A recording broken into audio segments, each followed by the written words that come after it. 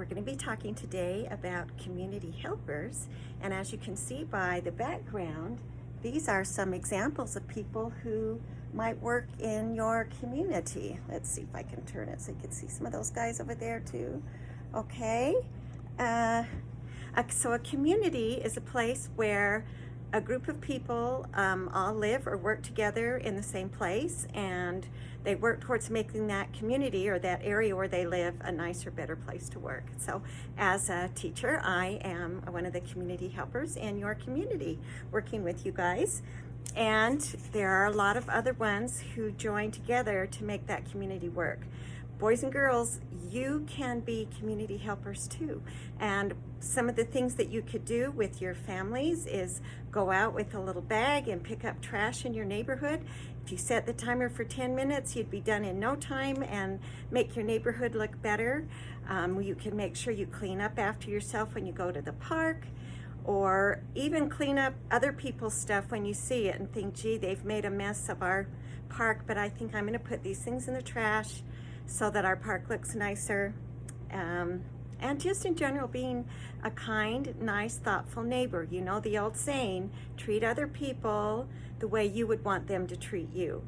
And so if we all join together as community helpers, we can make our communities a better, happier place to live. And also parents, this is a way to help your children learn good safety rules, who they can go to if they have a question, who to ask if they have a question. Those are important things, and we want our children to be safe and to feel safe and know where to go in their communities for help. Okay, so parents, I have for you a handout today. It's called Building Relationships with Professionals.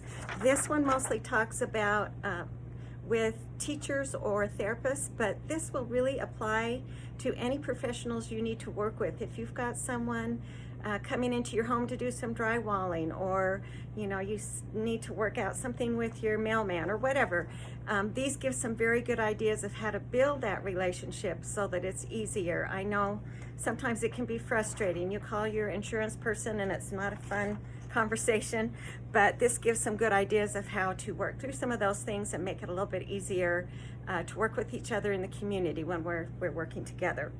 Okay, so I have a quick little video to show you, and these are community helpers right here in our own neighborhood, so you might actually see some of these people around. So I'm going to show that to you now. I'm a community helper. I'm a nurse for kids. I take care of babies and children when they're sick, after surgery, or when they've had really big accidents. Hey, what's up everybody? I'm a community helper. I'm a nurse. I help the community by working in the hospital and in a clinic. I help people who have gotten into an accident or have a burn or had a recent surgery and have wounds, and I help put bandages on them so they can feel better. Hi, my name is Julie. I am a community helper. I am a custodian. I help the community by cleaning, organizing, and disinfecting so people can go to school in a clean and healthy environment.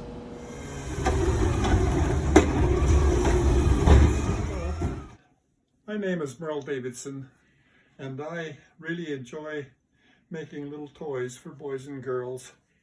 People give me scrap lumber, and I cut them out and smooth them up, and I paint them, and you can see they're in various stages of development here. I make little pickups, little Jeeps, and these are going to be little roadsters. I also make little school buses, and I have a great enjoyment in doing this, and I know that many little children have enjoyed receiving toys. My motto is that there's a lot of work and a lot of love goes into every little car, and the work stays in the workshop, the love goes with the cars.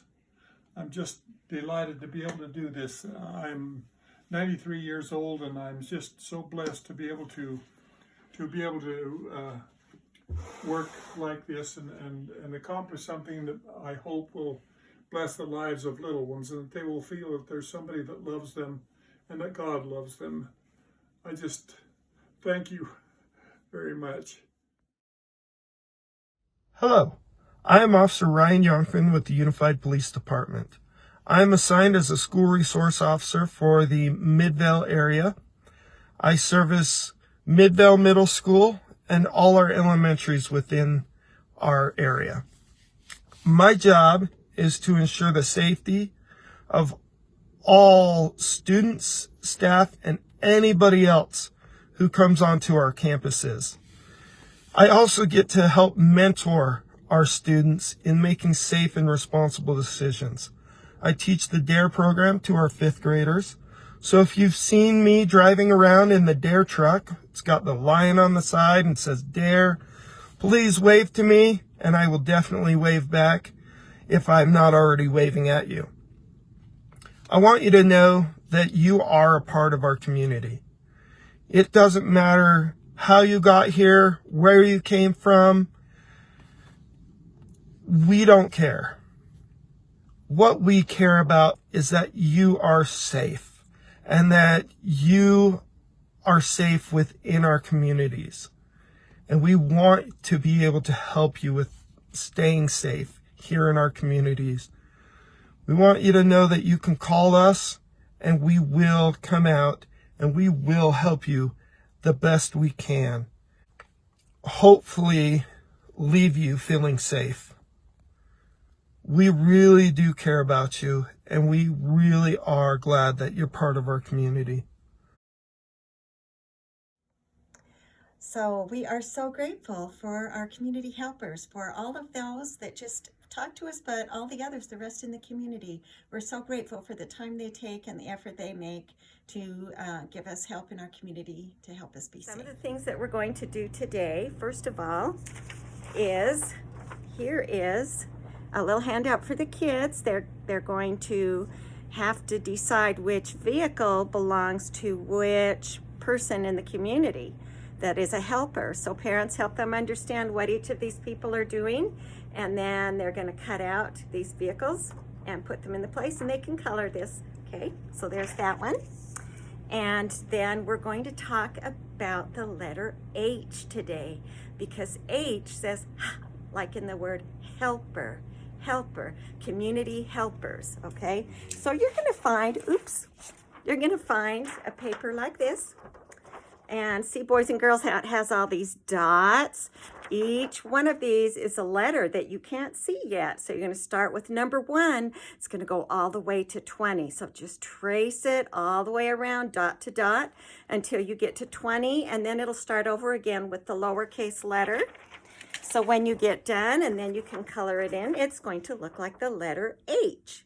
H for helper. Remember, it says helper, happy. There's so many words that start with H. So we'll talk a little bit more about that at our video chat. Okay, so work on that one.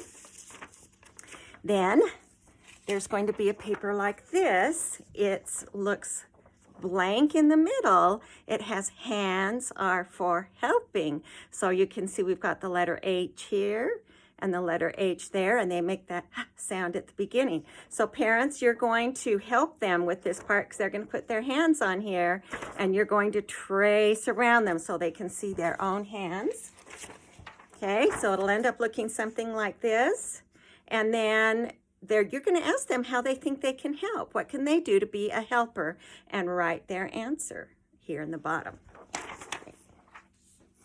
Then we're going to make a firefighter's hat. Okay, so you're going to find in your packet this, and you're going to need to cut it all the way out. So cut it all the way around that. And they can color that red for the firefighter's hat. See, our firefighter up here has a red hat on. And then this is the badge that goes on the hat. So they're going to write their name on here, or at least the first letter of their name, preferably their name if they can do it. Okay, so they're going to glue it onto their hat. And then they're going to glue the hat, or you can staple it or use tape, whatever you have at your house. Okay, like this. And they're just going to glue it, staple it on, put it so it'll fit around their head, and then they can tape around it or staple it, whatever you have at your house that you can do that with. Don't use glue it because it probably will just come undone when they put it on their head. Okay, and so that will make your fun firefighter's hat. Okay, and you're gonna get to play a really fun game. So hang on here. So today we're gonna get to play bingo. You're gonna find in your packet 3 different community helper cards. So that means up to 3 people can play bingo at a time. And then there are the cards that look like this, okay? So you'll be turning the cards over, and then these are the black dots. So parents, we want you to go over each one of these community helpers with your child so they know what they look like and what their job is in the community, okay? So just take a minute to go through all of those. Okay, so let's say this was laying on the table and your cards are going to be facing upside down on the table. You pick one up and turn it over, and it is an astronaut. So boys and girls, you're all going to look at your card, and if you have an astronaut, you get to put a black dot on it. Does my card have an astronaut? No. So I don't get to put a dot on my card, but somebody else might have an astronaut on theirs. Look, there's the astronaut. So then you would cover that up. The first person that gets their whole card covered with black dots is the winner. But everybody's a winner if you fill out your card. So, okay, so we're going to play that today as well. I put in your packets also. This is just a reminder, just because we just talked about the letter F last week, and remember F makes the F sound, like in the word firefighter. Okay, so here's a firefighter for you to color, and you can practice tracing and making uppercase and lowercase f at the bottom of your page. Okay, we also have the book, Even Firefighters Hug Their Moms. Okay, very fun story. So enjoy reading that together. Read it many times. And don't forget to do your sticker page. Okay, so my front's all filled out. I'm working on the back side now. So make sure you put your stickers on that sticker page and get it filled out. Parents, one more thing. I put one of these for you in everybody's packet. Kindergarten, here we come. This is a kindergarten readiness pamphlet that's put out by the state of Utah. So you're going to be able to see quickly and easily what things your child should be working on, should be able to do before they get to kindergarten. We have been working on these things with your children throughout the year, and I'm sure you'll see that as you look through this. But it's been a little bit of a challenging year. I've had a little bit harder time setting goals with you and figuring out what to do because I'm not there. I don't know exactly where the holes are that we're missing when I work with them. And so it's been a little bit more challenging that way, but I have given you the Brigance information and we've been working on it. And so hopefully you can look over this and kind of see where you think your child might have some gaps. Also, because we're going to be doing the Brigance coming up next week, I'm going to give you some information on the Brigance. Usually we do it at the beginning and the end of the year. Excuse me. And we were not allowed to do it this year at the beginning, so we won't be able to make those comparisons, but those are still very good skills that tell us where there might be a gap or a problem. It's really just an assessment to see where they're at. So I don't mind to feel like, oh, they're passing the test or they're failing the test. It's more about just seeing if there are holes and things that we need to continue to work on, that you can work on with them at home. So we're excited that we at least get to do that here coming up in a few weeks. And if you have any questions, again, please feel free to give me a call, and have a great week. Thanks.